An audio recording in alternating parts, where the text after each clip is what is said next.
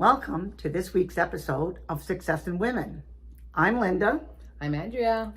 And today we're going to be talking about The sandwich generation. because this is near and dear to both our hearts, but mostly Andrea's. But I will tell you why I thought this was a good topic because of my little experience that I had this morning. But before we get into that, we want to share a tip. Well, tip of the week. So, ladies, that when you have a jar of peanut butter or, say, jam or Nutella, and you're ready to throw it out, but inside on the walls of the jar, there's always little bits of peanut butter, Nutella, jam. So what to do is fill it with either ice cream or fruit, and eat the what's left inside with the fruit, and you're going to have a whole new experience. And you know what's nice about that? That's a great tip, Andrea, because as we're trying to stretch grocery dollars, you get one extra dessert out of that. Exactly, and the kids will love it, and they'll be waiting for that jar to empty. I guess you might have to do a lottery if you have more than one child. Who gets the end of that jar? Yeah, exactly. Anyway, so we're going to talk about the sandwich generation, and actually, I'm really an open-faced sandwich because I have an elderly parent, but I don't have the children. And Andrea's going to get into talking about actually the full sandwich where she's in the middle. But the reason why I wanted to bring it up, and Andrea's had a lot of experience with this, I'm going through this now because my mother, who's 91 years old, fell recently, and she's been in the hospital for a month.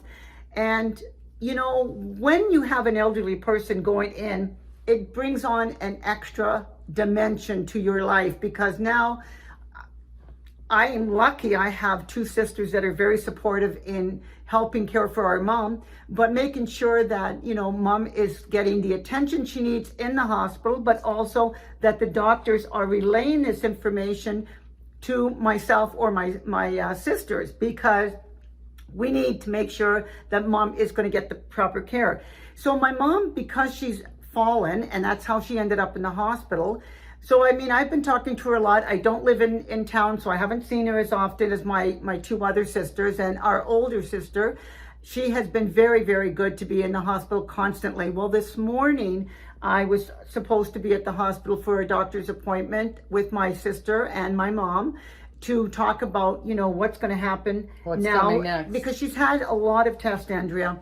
And recently, they had told her throughout all the testing that she's had, trying to find out a reason why she's falling, that she doesn't have strength in her legs. They told her that she was very free and clear of cancer. So that was that one thing that they were ruling out. Well, then last night, I talked to my mom, which I do every night. My mom tells me that the doctor had said she does have cancer. Wow. So this is, again, something more now that it's going to be, I had to cancel a meeting that I had this morning, try to rush out to make the doctor's appointment, which because of the traffic in this area, made me delayed. And again, my fault. I should have left early, anticipating that we could have problems because we do a lot in the city. It was an accident. It wasn't traffic, but it was an accident that we had the rubberneckers. But lo and behold, I get to the hospital and I talk to my sister and my mom. And from yesterday's conversation to today, they didn't give me much more information that mom has cancer. Yeah, that's a big part of it, just getting information. And it was scary for mom. And so she really wanted me to come out. So even though I missed the doctor's appointment this morning, she just said, Linda, I'm so happy that you're here.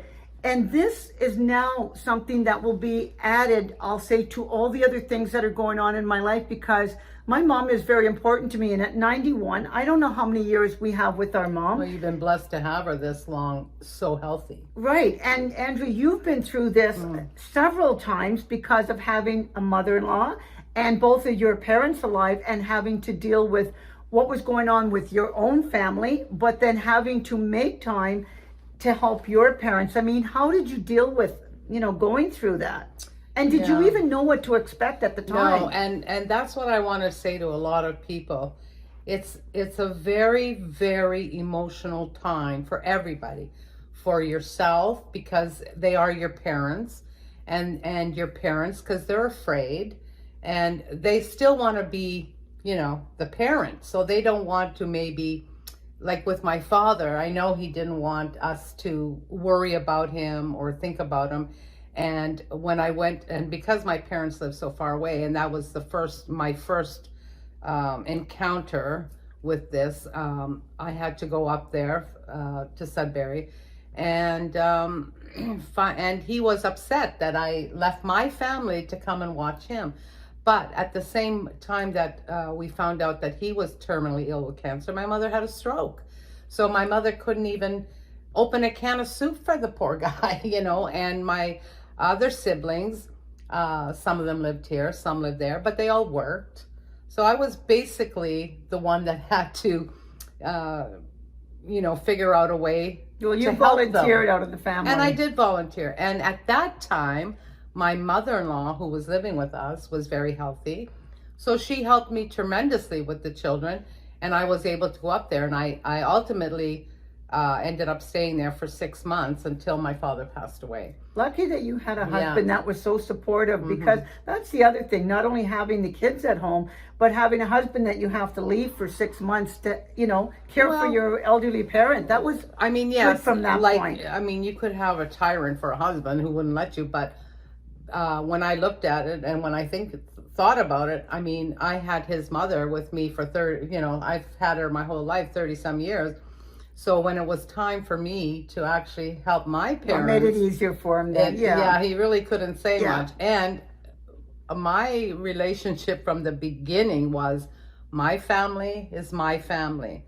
What I have to deal with, I'll deal with, and you're not interfering with that. Yeah. And the same with you, with him. If he decided something for his family, and we could talk about it, but I didn't interfere. But you know what's actually, just on a side note though, because this is one of the really important things, it's the communication. Yeah. It's the communication you have with your family, and also when you start getting into, with caregiving, for your elderly parents. But the fact is, the communication saves a lot of grief. Yes. And I know you're going to talk about even within the family, making sure that everybody's kind of on board, because you don't always have that agreement. Right, and you don't want to be arguing over situations because your parents don't want that. So a good thing maybe, I'm here to tell you that before your parents get to that stage, have that conversation. How do you feel about retirement homes? And most of them will say, especially our parents. No, yours. Because I have to tell you, my mother couldn't wait to go into a retirement that's true. home. You're lucky. I was lucky. They think that, they want to stay in their home. Yeah. And yes, you can stay in your home as long as you can look after yourself. And that's basically how they measure it. When my mother ended up in the hospital, your mother, if they can see that she can go home and be alone and get herself to the washroom, make a sandwich, then they'll let them go home. But if they can't, they won't let them go home. So sometimes you don't even have that decision to make. Yeah. And so of course they want to stay there, and then they're upset if they can't go back home, or if they have. My mother was very upset. My mother-in-law was very angry. So here we are in the middle. I still have my family at home, and so then the siblings, like with my mother, my one sister refused to have her in a nursing home. Wow. And she said she would take care of her. I said, you have no idea what you're in for, but go ahead. And we gave her that chance. But here was the problem. So my mother came home from the hospital because we told them she would have 24-hour care, because my other sister lived with her, but she worked. Well, I'm going to say 3 weeks later, my sister was beyond. She couldn't take it anymore. Yeah. If you think looking after an elderly person for 8 hours a day is easy or fun, I'm here to tell you it's not. And you can ask even the PSWs or caretakers that do this for a living. It's a very hard job because they're very demanding. They don't understand what's happening, why they can't, go take a bath by themselves, you know. That's And true. and they're embarrassed also.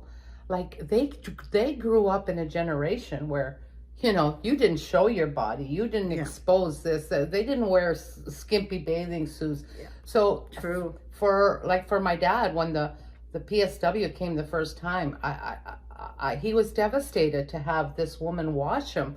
You know, I left the room, Yeah. but you know, I felt sick inside. And then when he had to be helped to the washroom, you know, we put a curtain because we couldn't get the wheelchair. But he said, "You go outside."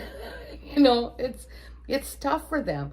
I think for us it'll be a little bit easier. We're not so Prudish. prudish, and if my daughter had to wash me or whatever, I wouldn't be that embarrassed. I mean, I'd feel helpless, but But you've done it for your mother-in-law, and so knowing that you've done it, then I think it's easier for you to accept it. right. And I've seen what goes on there, and nursing home, they feel that they're going there to die, and that's Yeah. exactly the words my mother-in-law said. "Oh, you're putting me here to die." And I go, "Ma, no, my mother-in-law had degenerative nervous, and she stayed with me for 2 years while it was coming on. But then it got to the point where she couldn't move her legs, she couldn't get around, and the doctor had said to me, if you know, you better get on a waiting list because it takes 2 to 3 years at times." And so we did that, and I was heartbroken. She was angry. The kids were angry at me, and her friends were judgmental, and oh, how it wreaks havoc on you. And but the thing was, we got a call like 2 months later saying that, now I'm going to tell you this, and you might think, oh, I don't know. I prayed about it. I said, "Lord, you know, tell me I'm doing right or wrong. I don't know what to do." Because if to leave her in the home, we would have had to have ceiling lifts. We would have had to have chair lifts, you know, and we would have had to have help, 24-hour care almost. It would have been astronomical. We couldn't afford it. And I prayed and prayed. I was crying all the time. We got the call that on Christmas Eve, that a room, because she wanted a private room, which are sometimes a lot easier to get, that a room was available on my birthday, January 2nd. Wow. And I said to myself, okay, that's a sign that, you know, God's okay with this. And actually, when I discussed it with my priest, he said, "Oh, I put my parents in a nursing home," you know. So he says they wanted to go, and I don't have siblings, so that's where they went. He said, "Andrea, you're fine. Don't worry about it." But it's so emotional, and you have to be prepared for that. And of course, that was my husband's mother, and we were better off with her because we lived close. So we had like a schedule. I would go during the day. Her sister and friend would go in the evening. My sister-in-law, who worked during the week, would come on the weekends, and my husband would go on Sunday. So we had a type of schedule, which was good, so she'd have somebody every day. My mom, who lived up in Sudbury, I couldn't see her that often, but my two sisters there, lucky enough, my one sister worked there as a PSW, but she wasn't allowed to work on her floor. But then my other sister went every night after work, and she found it very hard.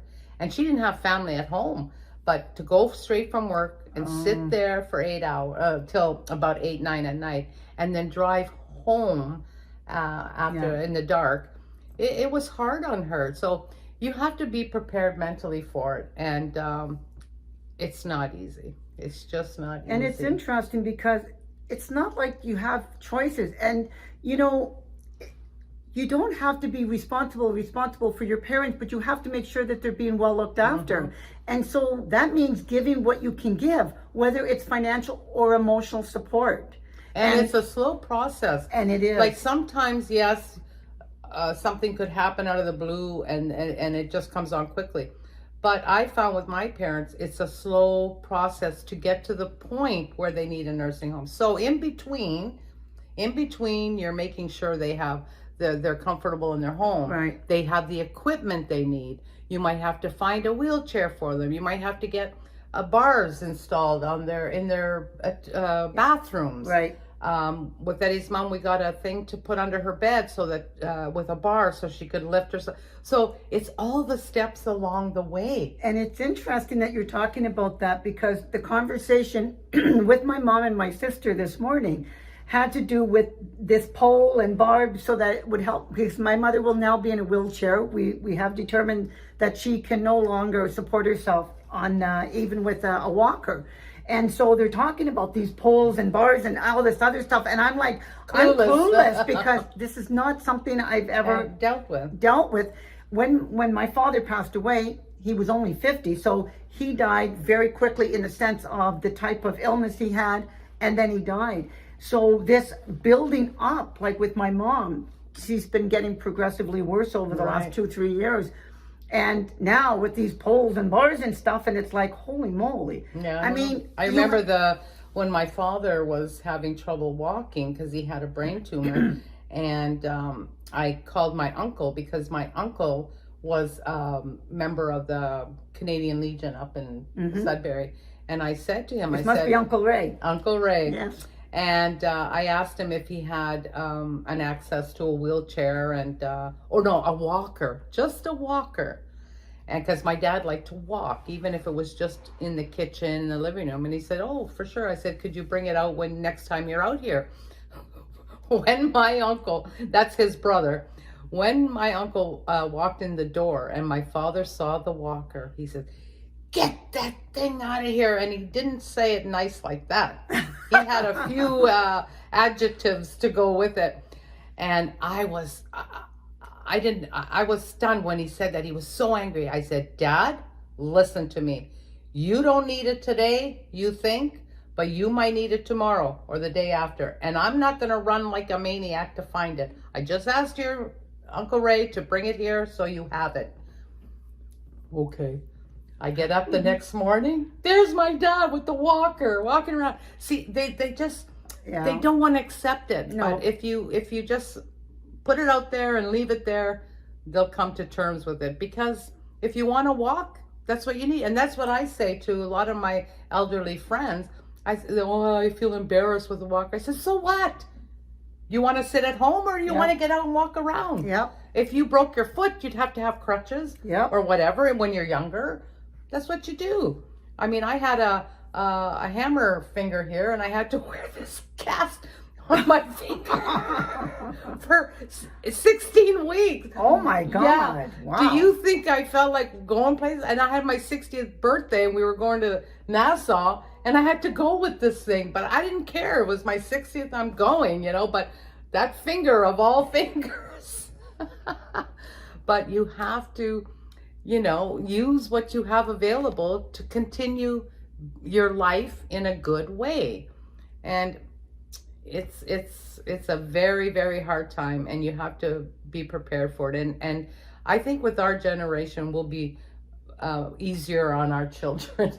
I mean, I have none. Yeah, lucky, but I have 3 Lucky? daughters. I don't think no, so. I mean, like, you I'm don't not have to lucky. You're the one who's lucky. Having 3 daughters. I'm hoping that one of them will look after me or my husband. And if not, then I don't look at nursing homes as a bad thing. Because when I went there, it's sad, the situation and why you're there, but they do their best to entertain, and they have bingo, and they have parties, and they have music, live entertainment, and if you're well enough, it's a country club. Some of them, if you don't have to go into a government one, that's even better. But they do their best to entertain everybody, and you can bring them home. I used to bring my mother-in-law home when she was able, like for Christmas or birthdays, whatever. Same with my mom. My sister would take her home, or I'd go up there and I'd say, come on, let's go for ice cream. And if they don't make it so hard on you, then it's easy. But I say to my mom, pretend it's like your home, and I'm coming here and we're visiting, and let's go out, let's do this. It's just a place to sleep. Yeah. Don't get all panicked. It's just that you have care. Yeah. You have the care. And I remember my mother-in-law, for the first couple of months, every morning the phone would ring at 6:30 in the morning. Oh. And she'd be screaming, "Come and get me, come and get me." Wow. And When did it stop? How long? it was probably 3 months, And how long was she there before she passed? 8 years. Oh, so she lived there a long She time. lived there, but the last 5 years she was basically a vegetable, but her body. But Oh. see, her brain was still there. But at the end, I don't know, because she probably just shut down. But Oh. there was times when people would say things or whatever, and you know, so you She knew couldn't talk, yeah. yeah. But yeah, it's something you really have to be prepared for. Yeah, and it's one of the reasons why we thought it was, I'll say, timely and topical, because we're going through it now, whether you like it or not. Yes. If you have parents that are still alive, and especially if you have children, and a lot of times your children, even though they may be older children, they still depend on you for a lot of support. And you're the one who's got to be giving and stretch both ways, including the level way of having a spouse. Right. Because you can't kind of leave anybody out. Well, hopefully, if the children are older, they will. Like my daughters were very helpful. Yeah. You know, they took their hour or two a week to go Yeah. there, or my middle daughter, she was there every Saturday night. Even if she had a party, she'd say, "I'll come after I put my Nona to bed." Yeah. So that was nice, you know, Yeah. and they were heartbroken, you know, when Yeah. she passed, because she was like Well, their second mom, Yeah. you know. Yeah, for sure. Yeah. But in order to be successful in whatever it is that you're trying to accomplish, you have to be able to deal with a lot of situations, especially this kind of stressful situation. And if you can get support for yourself, especially if you have, like we've talked on a previous episode about having a good tight circle of friends, it'll help keep your spirits up and your motivation up to be able to help you handle what you're going to have to do. And there are support. There is government support out there, and reach out. And reach out And they'll for help. it. They'll help a lot. Yeah, because you don't have to take this journey alone. No. You know, that's the good thing about why we do these kind of shows, but why we want you to know is that you can get the help if you want it as well. But know that if you've got elderly parents, it's coming. It's coming. So And- be prepared. Yeah. And take time for yourself also. Like you don't want to be only. One person told me, my friend who's a nurse, you don't want to be the sole caretaker. Yeah. You want to be the daughter, the child, the friend of this elderly person. If you become the sole caretaker, it becomes very, very bitter Yeah. with the family, with yourself. So get the help you need, and talk to your siblings, talk to your children, and make sure everybody's on the same page. And you remain the child as well. Exactly. Anyway, so this was an interesting topic. I hope you got a lot out of it, ladies. But remember, we need you to Like, share. and most definitely subscribe. Yes, I'm Linda. And I'm Andrea. Until next time, we'll see you later. Bye, ladies.